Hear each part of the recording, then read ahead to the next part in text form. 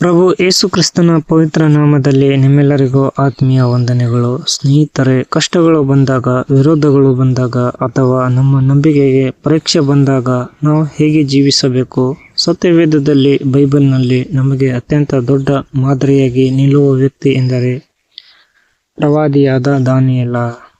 ಬಾಬಿಲೋನಿನ ಅರಮನೆಯಲ್ಲಿ ಅನ್ಯ ದೇವತೆಗಳನ್ನು ಪೂಜಿಸುವ ಜನರ ಮಧ್ಯೆ ಮರಣದ ಬೆದರಿಕೆ ಇದ್ದರೂ ಸಹ ದಾನಿಯೇಲನು ದೇವರಿಗೆ ಹೇಗೆ ಅತ್ಯಂತ ನಂಬಿಗಸ್ತನಾಗಿ ನಡೆದುಕೊಂಡನು. ಸಿಂಹಗಳ ಗವಿಯಲ್ಲೂ ಆತನು ದೇವರಿಗಾಗಿ ಹೇಗೆ ಧೈರ್ಯವಾಗಿ ನಿಂತನು.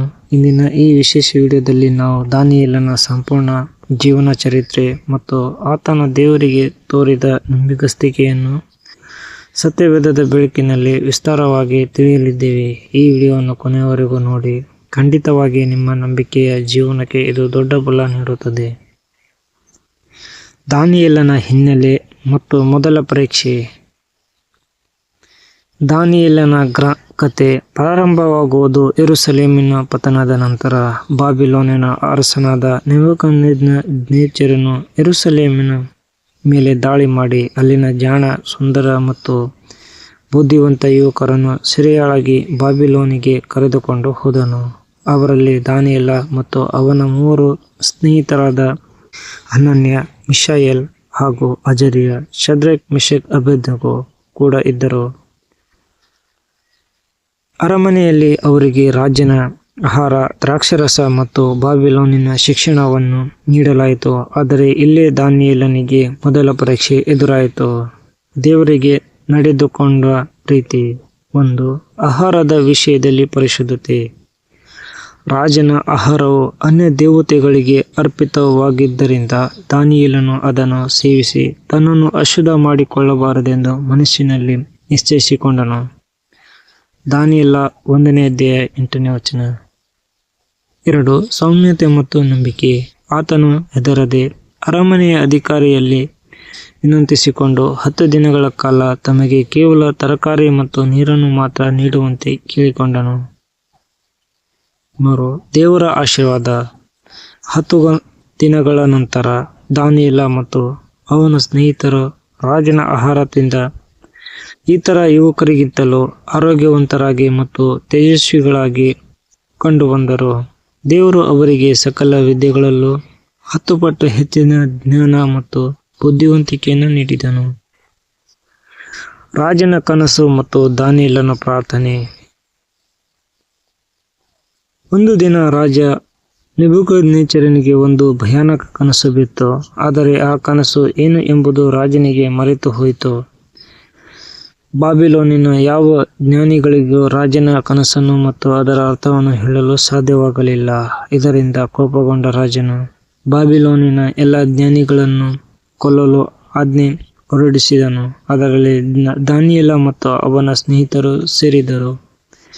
ದಾನಿಯೇಲನ ಪ್ರತಿಕ್ರಿಯೆ ಮತ್ತು ನಂಬಿಗಸ್ತಿಕೆ.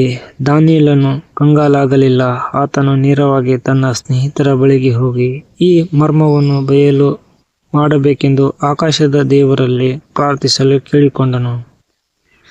ದೇವರು ರಾತ್ರಿ ದರ್ಶನದಲ್ಲಿ ದಾನಿಯೇಲನಿಗೆ ರಾಜನ ಕನಸು ಮತ್ತು ಅದರ ಅರ್ಥವನ್ನು ರಹಸ್ಯವಾಗಿ ಬಯಲು ಮಾಡಿದನು. ದಾನಿಯೇಲನು ಜ್ಞಾನವನ್ನು ಪಡೆದ ತಕ್ಷಣ ಎಲ್ಲ ಜ್ಞಾನ ಮತ್ತು ಶಕ್ತಿ ದೇವರಿಗೆ ಸೇರಿದು ಎಂದು ದೇವರಿಗೆ ಕೃತಜ್ಞತಾ ಸ್ತೋತ್ರ ಸಲ್ಲಿಸಿದನು. ದಾನಿಯೇಲ 2ನೇ ಅಧ್ಯಾಯ 20ನೇ ವಚನ. ರಾಜನ ಮುಂದೆ ನಿಂತು, ರಾಜನೇ, ಈ ಮರ್ಮವನ್ನು ಹೇಳಲು ನನ್ನಲ್ಲೇನು ವಿಶೇಷ ಜ್ಞಾನವಿಲ್ಲ. ಆಕಾಶದಲ್ಲಿರುವ ದೇವರೇ ಇದನ್ನು ಬಯಲು ಮಾಡಿದ್ದಾರೆ ಎಂದು ದೇವರ ಮಹಿಮೆಯನ್ನು ಹೆಚ್ಚಿಸಿದನು ಹೊರತು ತನ್ನನ್ನಲ್ಲ. ರಾಜರ ಬದಲಾವಣೆ ಮತ್ತು ದಾನಿಯೇಲನ ಶ್ರೇಷ್ಠತೆ. ವರ್ಷಗಳು ಕಳೆದವು.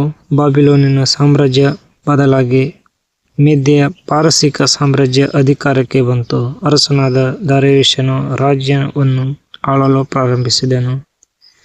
ದಾನಿಯೇಲನಿಗೆ ಈಗ ಸುಮಾರು 80ಕ್ಕೂ ಹೆಚ್ಚು ವರ್ಷ ವಯಸ್ಸಾಗಿತ್ತು. ಆದರೂ ಆತನಲ್ಲಿ ಶ್ರೇಷ್ಠವಾದ ಆತ್ಮ, ಎಕ್ಸಲೆಂಟ್ ಸ್ಪಿರಿಟ್ ಇದ್ದುದರಿಂದ ರಾಜನು ಆತನನ್ನು ಇಡೀ ಸಾಮ್ರಾಜ್ಯದ ಮೇಲಾಧಿಕಾರಿಯಾಗಿ ಮಾಡಲು ಬಯಸಿದನು. ಇದನ್ನು ಕಂಡು ಇತರ ಅಧಿಕಾರಿಗಳಿಗೆ ಹೊಟ್ಟೆಯುರಿ ಉಂಟಾಯಿತು. ಅವರು ದಾನಿಯೇಲನ ವಿರುದ್ಧ ಯಾವುದೇ ತಪ್ಪು, ಭ್ರಷ್ಟಾಚಾರ ಅಥವಾ ನಷ್ಟವನ್ನು ಹುಡುಕಲು ಯತ್ನಿಸಿದರು. ಆದರೆ ಆತನಲ್ಲಿ ಯಾವ ತಪ್ಪು ಕಂಡುಬರಲಿಲ್ಲ, ಏಕೆಂದರೆ ಆತನು ಅಷ್ಟೊಂದು ನಂಬಿಗಸ್ತನಾಗಿದ್ದನು.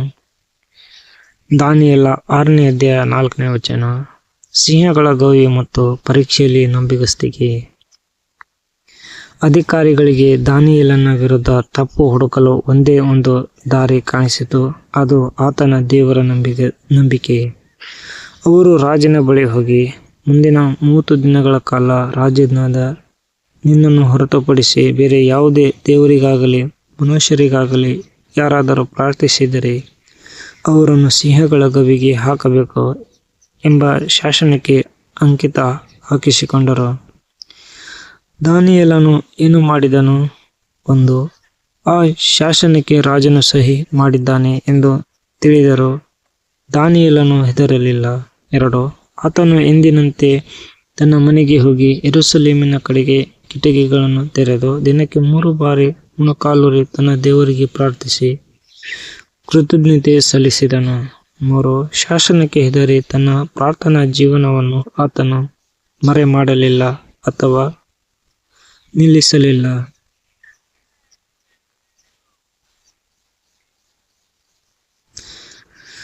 ಪರಿಣಾಮವಾಗಿ ದಾನಿಯೇಲನನ್ನು ಸಿಂಹಗಳ ಗವಿಗೆ ಎಸೆಯಲಾಯಿತು. ಆದರೆ ದಾನಿಯೇಲನು ತನ್ನ ದೇವರ ಮೇಲೆ ನಂಬಿಕೆ ಇಟ್ಟಿದ್ದರಿಂದ ದೇವರು ತನ್ನ ದೂತನನ್ನು ಕಳುಹಿಸಿ ಸಿಂಹಗಳ ಬಾಯಿಯನ್ನು ಮುಚ್ಚಿಸಿದನು.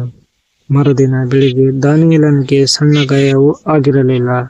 ಇದನ್ನು ಕಂಡ ರಾಜ ದಾರ್ಯಾವೆಷನು, ದಾನಿಯೇಲನ ದೇವರೇ ಜೀವವುಳ್ಳ ದೇವರು ಎಂದು ಇಡೀ ಸಾಮ್ರಾಜ್ಯಕ್ಕೆ ಸಾರಿದನು. ದಾನಿಯೇಲನ ಜೀವನದಿಂದ ನಾವು ಕಲಿಯಬೇಕಾದ ಮುಖ್ಯ ಪಾಠಗಳು. ಸ್ನೇಹಿತರೆ, ದಾನಿಯೇಲನ ಜೀವನದಿಂದ ಸತ್ಯವೇದವು ನಮಗೆ ಕಲಿಸುವ ಮುಖ್ಯ ವಿಷಯಗಳೆಂದರೆ: 1. ಮನುಷ್ಯನಲ್ಲಿ ನಿಶ್ಚಯಿಸಿಕೊಳ್ಳುವುದು.